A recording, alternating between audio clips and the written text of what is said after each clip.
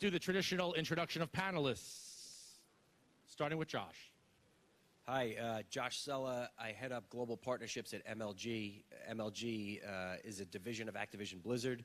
It was acquired in late 2015 to officially kick off and lay the foundation of an esports division.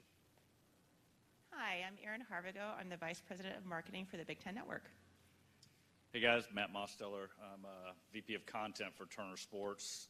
So we oversee a lot of premium properties like the NBA, March Madness, Major League Baseball, and now as of about a little less than 2 years ago, we got into the esports world with our new brand that we created, E-League. So I oversee all of the production for E-League. Hey guys, name's Ray Panahon. I head up tech ops for esports at Riot Games. Mitch Rosenthal, Senior Manager of Broadcast Operations, Riot Esports, head up all broadcast operations and production. Cool. So this is great. So like I said, we've got a very diverse panel, which will only aid to a great conversation. Hey guys, let's go one at a time. We might as well start left to right with Josh. What is esports? Like half the rooms watched esports, but I have a feeling you guys might have a different definition of what esports is than many people who are viewing and or have kids who are viewing.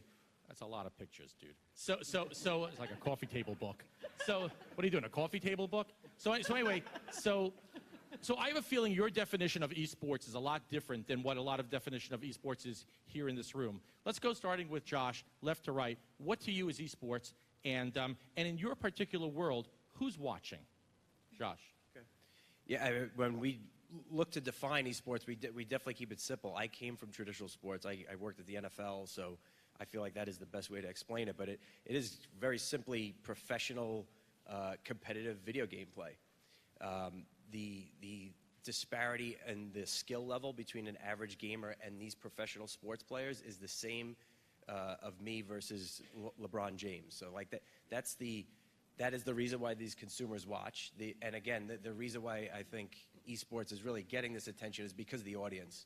It all stems from a really young, concentrated, successful, educated, earning audience that are, as we all know, starting to decline in how they consume other platforms. So that's really the reason why esports is becoming is actually at that tipping point.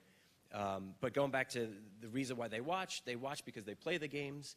They're looking at the guy who is the LeBron James in the game that they love to play, and it's amazing to them, just like it is for me when I watch professional athletes. Erin? You know, for us, the big question is always, is esports a sport? And to us, it really doesn't matter because for us, it's compelling content.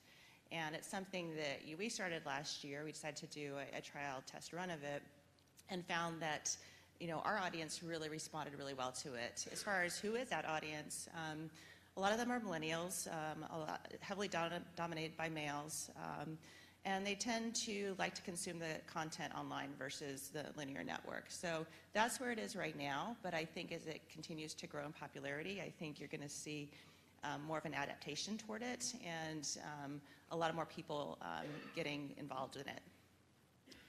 Yeah, I think, as I mentioned before, I come from that traditional kind of stick and ball sports, but when we started looking into this esports world, we started going to these events, as you saw in the video, and until you actually go and see firsthand the passion that these fans have when they're packing out, it's just like going to any other event. I mean, they are rabid. They're wearing the jerseys for these teams, and they've got signs, and they're cheering.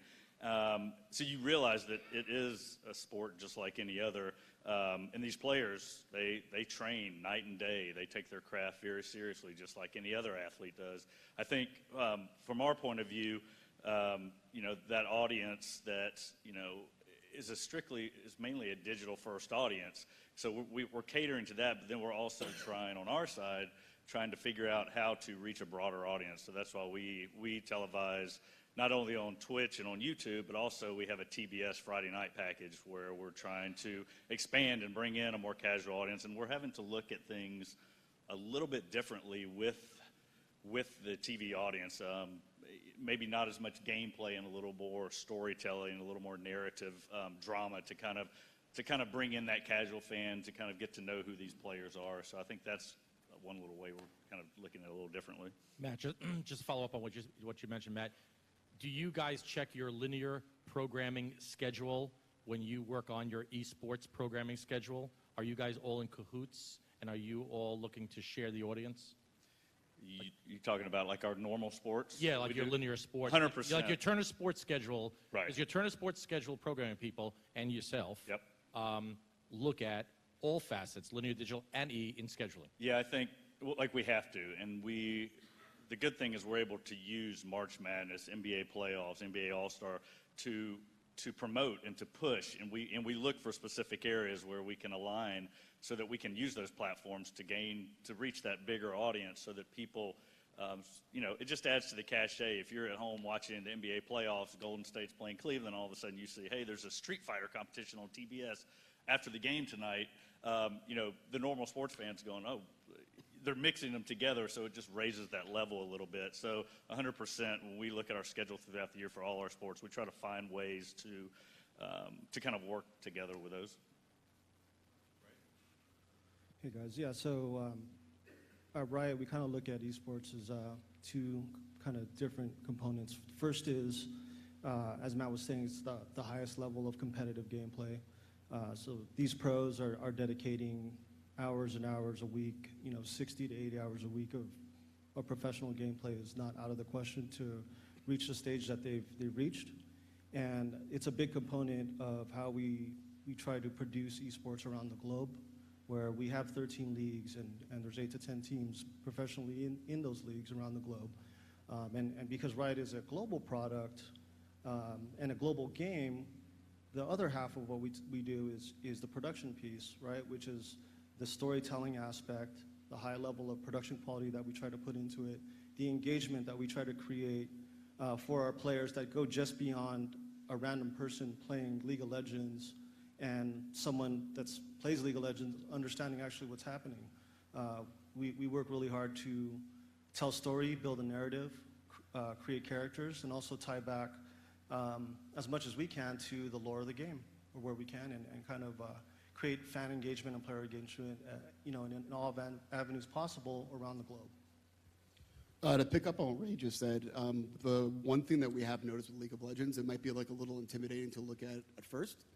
One thing that we are doing, and we did it for our Worlds event, is that we do something called a noob stream. It's basically if somebody, a casual person, wants to come and really learn about it, we really go down to like the nitty-gritty of what the game actually is, how it's played, and try to simplify it as much as possible. Going back to the overall, to Jeff's question, like I don't look at League of Legends as an esport. It is a sport. It doesn't really matter if somebody wants to say it's a bunch of gaming nerds playing video games, but these guys and gals do train like 15, 16 hours a day. Difference between, I guess, like a basketball player, you can't run up and down the court all day, you'll get tired. These guys are able to sit in front, and there's conditioning that goes into it. Question for Erin and Matt. You guys are connected with networks and companies that still keep the lights on through linear television. But, wisely probably, you're engaging and you're cooking up with esports. We all know people watch sports on TV for competition, hometown allegiance, loyalty, entertainment, just sometimes a reason to cheer. Are you and your people worried that esports may dilute your audience for linear television? Is there a chance, and now I'm going back to the topic of the panel in the first place, is there a chance that there's so many common reasons a person would watch at home online esports? Are you and your people worried you might be diluting, which is quite frankly not necessarily an increasing audience for linear television? Erin, why don't we start with you? That's really not a concern for us. We've always viewed esports as something that's just going to broaden our reach. I think for a lot of people, reaching that, young millennial was always challenging and difficult, and esports really kind of bridges that gap. I also think there's a myth that people who play esports don't play traditional sports, and I think that is very untrue. What we have seen is that when we put our programming on last year on Facebook Live, for example, there were a lot of comments from people saying, wow, BTN has football and League of Legends. This is amazing. One of our bigger advocates internally is a former NC2A college swimmer, and he's one of our production assistants now, and he's been incredibly helpful to me kind of trying to navigate this space because, I come from the Frogger generation. I didn't know what I was looking at. So he was really helpful, and, and what he told me is, when he was, competing, in college, they couldn't obviously go out the night before their swim meets, which were always on Saturdays, so he and his friends would get together and play League of Legends or some of the other esports in their dorm rooms and, kind of get together, and that was their social outlet. So I think that there's a lot of crossover that you may not expect, and, we're content providers. That's what we try to do, and so we try to find the best content and put it out there. So esports is, a great addition for us to have, and it just expands, kind of our viewers. And so that's something that has been nothing, but positive for us, and I'm really excited to see where it goes from here.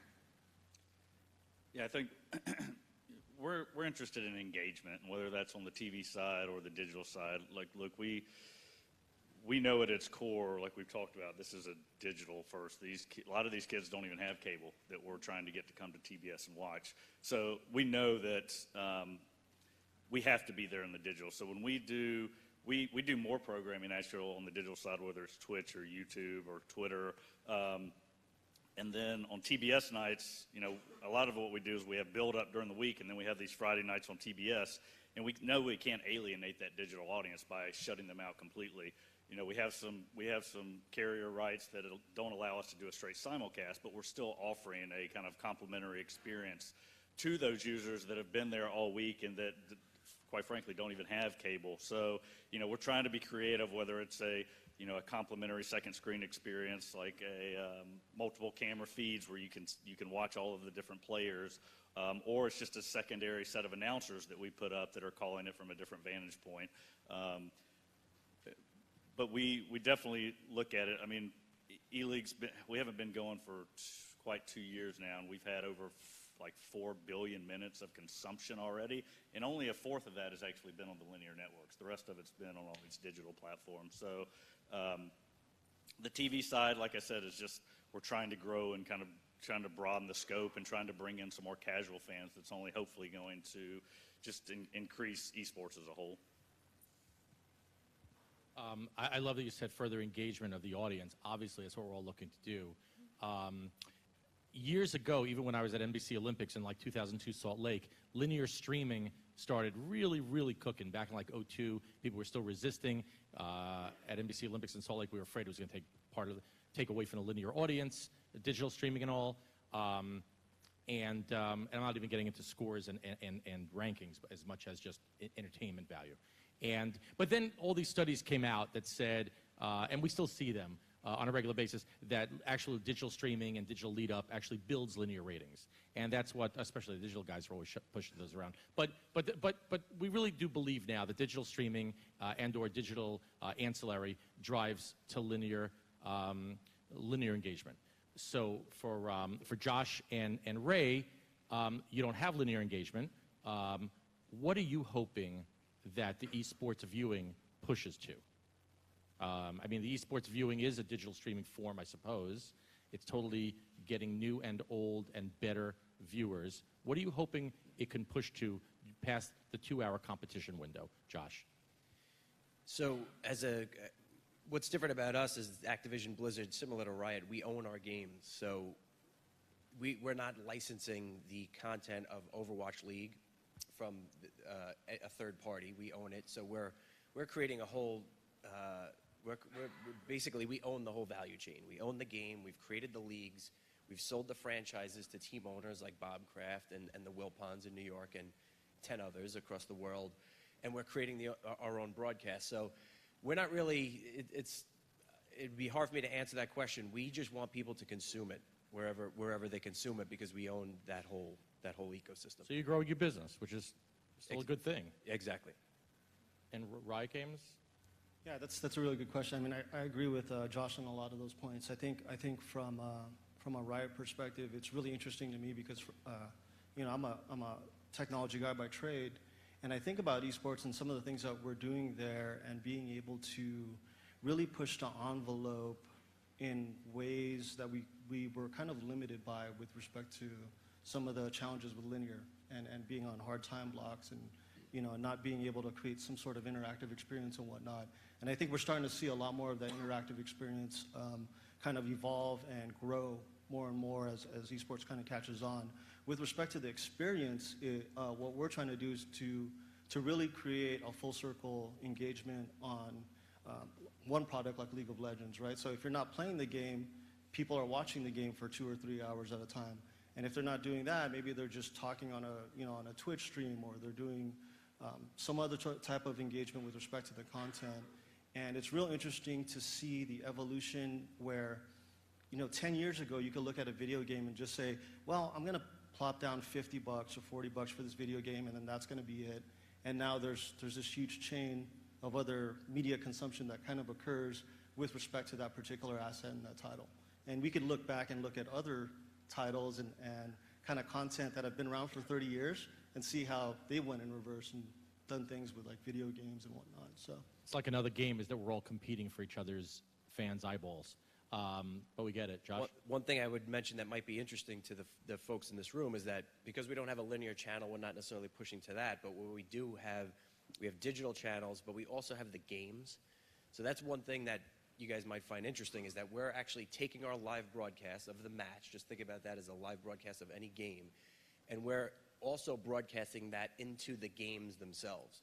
So we have 70 to 100 million players playing our games across our portfolio every month, and they spend a lot of time in the game interface. And now when they go in there and it's at the same time of a live broadcast, they'll see, check out Overwatch League, and all they have to do is hit a button, and then our live broadcast is right into either their PC or through their console. So that's sort of like a next generation distribution, but we are weird.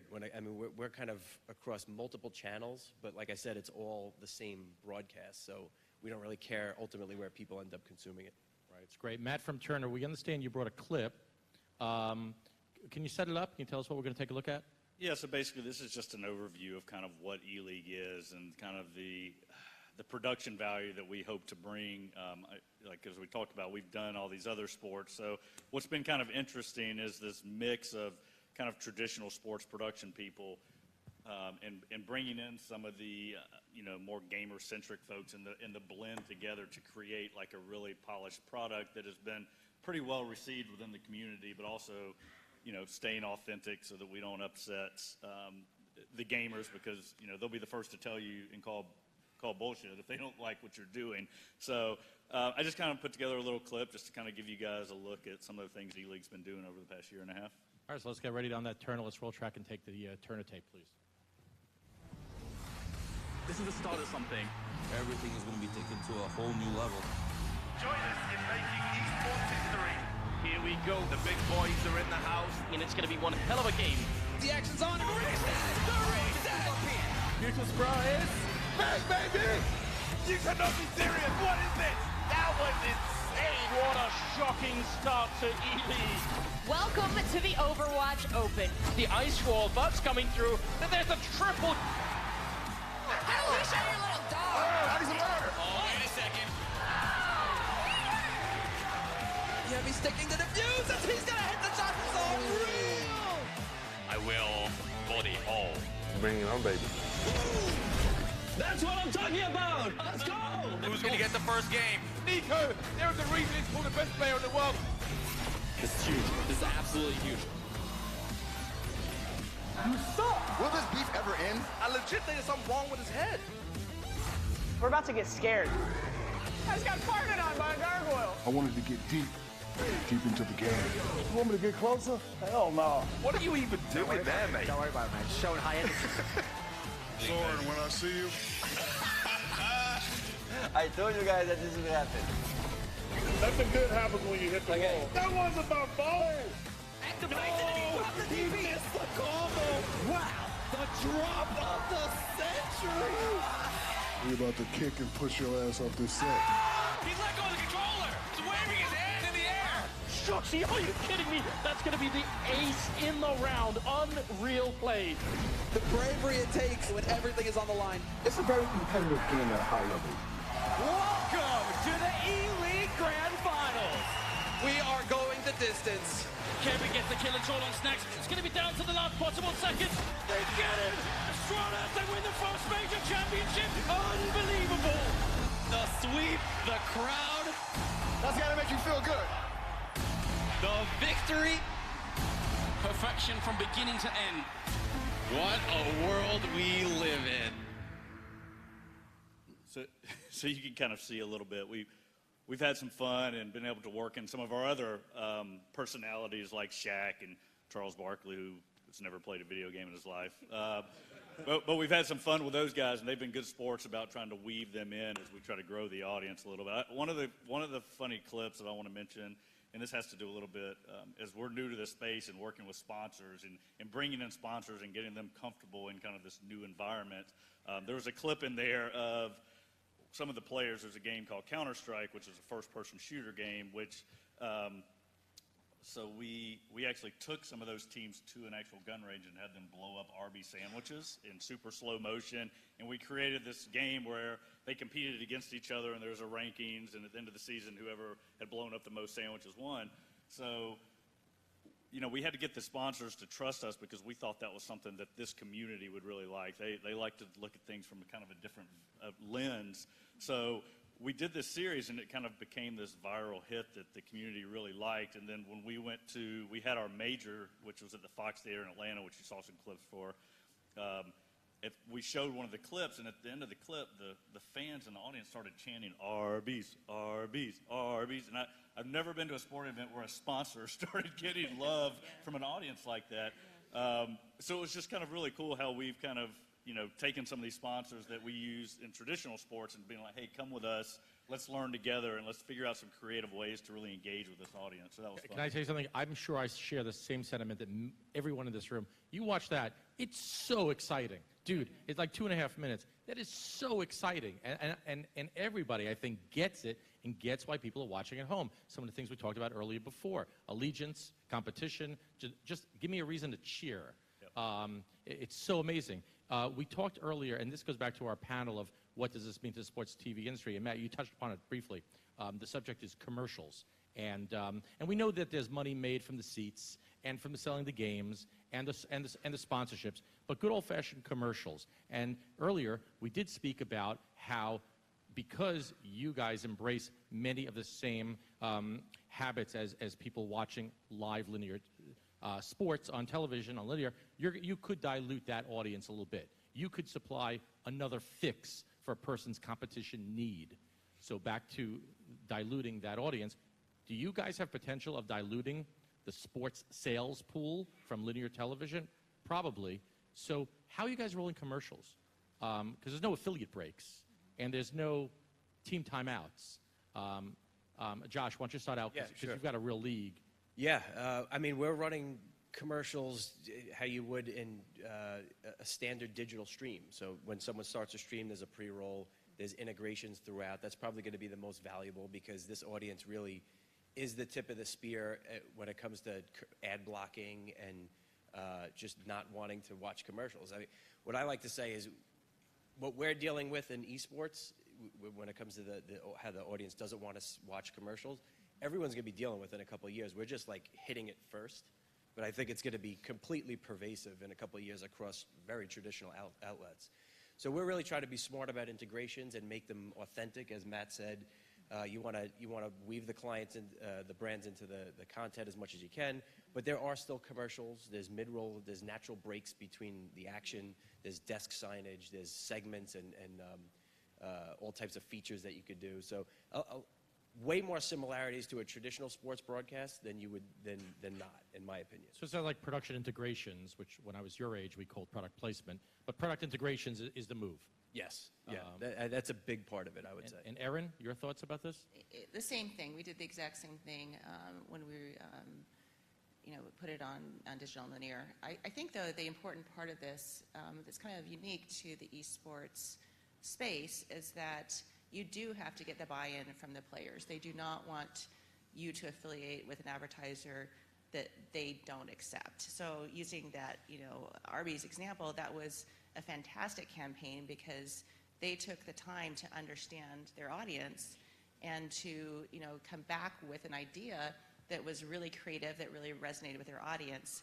But I think, in traditional sports television, I think there's a certain level of acceptance of, it's going to have, these commercials and these, typical advertisers, but it's a different place in esports, so you have to be very cognizant of it and make sure that, their brand matches, the esports brand so that it is accepted and embraced. Otherwise, it's a little bit more challenging. Moving forward, because we're running out of time, and it's a shame, because we could talk about this easily for another hour. Mitch Rosenthal, we started talking earlier. Everyone, probably most of the people in this room know how to televise a 12-camera NFL game or an 8-camera NBA game. We've been doing that for a long time, and of course it's better than it's ever been because of the hard work of a lot of geniuses in this room. When you're producing an esports competition, live, webcast, whatever you want to call it, what's your biggest problem? What's your, if I'm at a stadium or an arena, my biggest worry is that Vivix or an uplink goes down or whatever. What's your biggest worry in this new space? So for us, because we're so global, it comes down to the location. We were in China for 2 months a couple of months ago, and definitely a lot of challenges there. We have to align with partnerships globally and make sure that we don't just have one-off partners that are going to, frankly, overcharge us. We need to have a sustainable business model going forward, especially. We've experienced a ton of growth. The biggest worry, though, as we go to these new regions, is finding the right partners to work with. Riot, you guys, first of all, random question, Ray. Is the worst part about working for Riot the fact that everybody comes over to you at a summit and says, hey, what are you, a Riot? Yeah, we get that, and they go, "Are you a rioter?" Yeah, exactly. With a weird smirk, kind of. Ray, you brought a clip also, and it's short, right? Because we're running out of time, but I think people really would benefit by seeing it. Yeah. Give us a setup on it, Ray, real quick. Yeah, so this is 2 months earlier this year, September to November, the World's Run in China.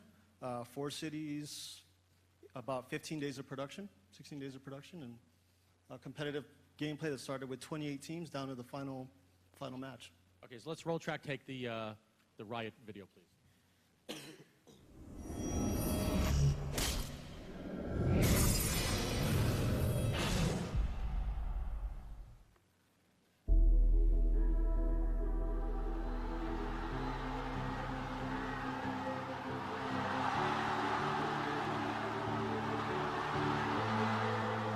Legends never die. The hits are coming in. Is it going to be the game? Fnatic looking to knock him down. Soas, he's trying. Got it.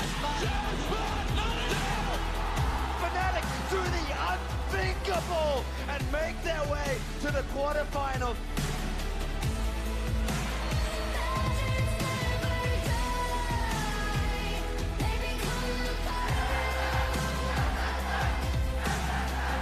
Legends never die when Guanzo's calling out your name.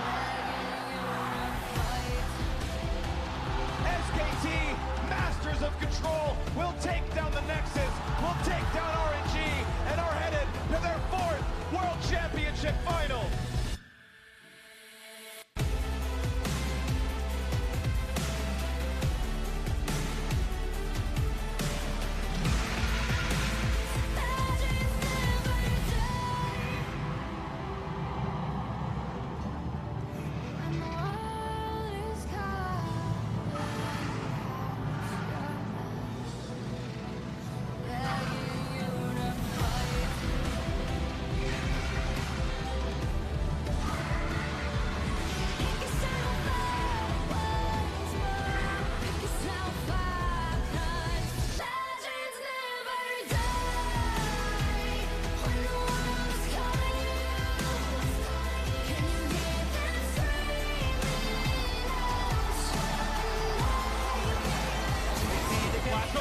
They've caught Baker. They've got the CC. The mid laner is down.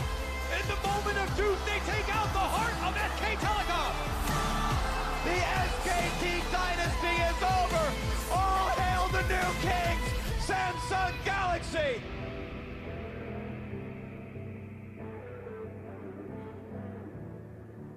So good. It really pumps you up. And that really begs us to go into a whole discussion about Olympics, but we just don't have time. We're going to get set just for like 2 questions because we're running out of time. But Ken, just give me 2 minutes. So thank you. Any questions? Hot topic. while you get there. So you know what I love about this also from the last two clips, and someone give us an opinion. One of the pet peeves I have as a guy who runs whatever I do over at MTV and Viacom, one of my pet peeves, my biggest pet peeve, is when we're, to the digital team, when we're producing ancillary content for a big linear show, a lot of times we fall into the trap that we're producing television for digital. I hate that. Probably a lot of people do. And sometimes I go into an office trailer or another truck at a large tent pole, and I'm like, what are we doing? And I'm like, so yada, yada, yada, we're producing another linear show, but we're streaming it. Is that what you're giving? So you guys are not doing that, and I love that. Can someone give an example, I mean, which, by the way, has taken us so long to do. Someone give us an example, whether it's digital or social, of what you're doing on digital that you could never do on linear. What are you doing on digital in your streams, utilizing probably social, or multi-cameras, that you would never be able to do on linear? It's a curveball question. Go, Matt. I mean, we have this thing called Game Command for Counter-Strike, which basically lets you watch, it's a 5-on-5 game, but we actually let you watch the viewpoint of each of those 5 players from inside the game. So if you want to follow, you know, to your point, the LeBron James of Counter-Strike, you can just watch him and see how he maneuvers his way through this map and sets things up. But being able to take that IP from the game and be able to put people right there so they're actually watching from the viewpoint of any of these players is something we just couldn't do on a linear network. So good. Question? Young man? Track it. Hello. Do you think esports will ever be taken as serious in North America as it is taken in South America or South Korea? Good question. Why don't you take that? Absolutely. Korea, it's been going on for 20, 25 years. It was the birthplace. This is still fairly new here, even though I speak for myself and Ray, like we've been playing games our entire life. But it's never been a professional organized league. In North America for Riot, like we just went to our franchising. We've got some really good partners from traditional sports. It's definitely moving in that direction for sure. How long? Can't tell you that, but it's definitely moving in that direction. Yeah, I would agree with that. With Overwatch League, we have 12 global city-based franchises for when we launched the league on January 10th, and 9 of those are in the U.S. with very influential ownership teams. So we think that the combination of the great game, of the really structured league, and all of these really influential traditional sports owners, that it's going to help really elevate the entire ecosystem. Another question? Yeah, so you mentioned ad blocking. So how much communication is there with the game developers in order to recoup some of that expense, like to integrate things, like you mentioned the Arby's, you know, putting in Arby's within the game and they have to do something in order to make a little thing and they can kind of monetize that and advertise that. Is there, how much are you willing to sacrifice for game development in order to do something like that? From our perspective at Activision Blizzard, we're not inserting anything into the actual games. The games are really pure, and there's such a huge revenue stream in and of themselves that I don't think anyone wants to disrupt that. As we look at esports very separately from the game, you know, that's more like traditional sports. There is a more of a willingness to monetize and integrate brands into the broadcast, but we're not necessarily talking about into the games. That almost never happens. We're going to take one more question, but before we go there, I just was asked to issue an apology to Dolby, Dolby Sound, Dolby Theater in Los Angeles, and to the gentleman taking pictures earlier, and to remind you that the SVG takes no responsibility for any of the opinions of the moderators or panelists. One last question, please. One last question. Bill Herbstman. Basically, BlizzCon was held out in Anaheim. It's been a conference for a couple of years. And, you know, 20,000 people show up on a Friday and a Saturday. Mm-hmm. Do you envision in the long run something like esports, whether it's StarCraft 2, whether it's Overwatch, whether it's League of Legends, say taking on the time slot of Monday Night Football on ESPN and bringing its, you know, hundreds of thousands of millions of viewers eventually to a major network like that and taking over a time slot period from, say, 9 to midnight on a network? My opinion is yes, we would love to see that. It's going to take a while. I mean, we're still really early days in laying the foundation, and I think for the people that are really ingrained in the space, you see a lot of potential. You see the data that says, okay, this makes sense. The matches are incredible, the competition, the passion, but I think we have some time to go, but we would like to see that eventually happen one day. And that concludes our panel. Join me in thanking our panelists, and we thank you for your attention. Sorry, I didn't mean to take that. I was just going to, I thought he was going to